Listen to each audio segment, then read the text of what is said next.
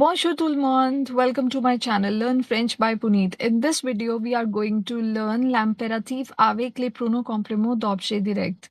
Now, what do we mean by these, right? L'impératif, you must be knowing by now. L'impératif is the way how we give or express orders, instructions, and commands, right? In French. Now, what are les pronoms compléments d'objet direct? These are the direct object pronouns which we use to replace the direct objects in the sentence. Now, what are direct objects? Direct objects. Now, first of all, for that, you need to understand what is an object in the sentence. Object, as I say, it can be person, place, or thing which comes directly after the verb in the sentence. Now, directly after the verb means there is no preposition in between an object and the verb, right? Let's say my sentence is tu regardes la télé. The first example that I've taken here, right? Tu regardes la télé. Now, here the sentence is you watch the television. Now, who is doing the action? That is you. You is doing the action. You watch the television. So you is the subject. But the action is being done on la télé. What are you watching? So that is la télé.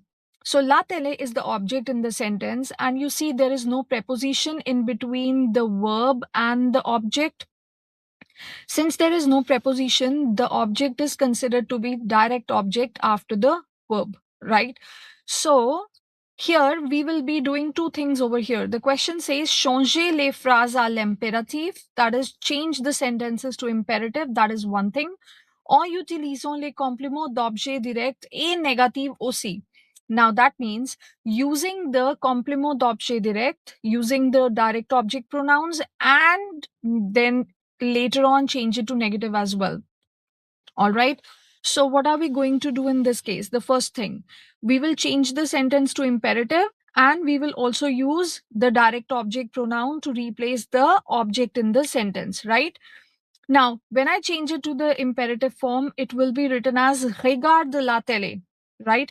Now, I will be replacing la télé with the direct object pronouns, which are, I have mentioned them all on top.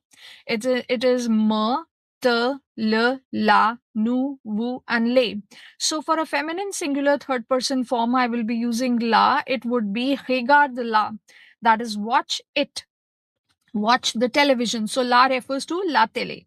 And in negative, la goes before the verb, and then we add ne in the beginning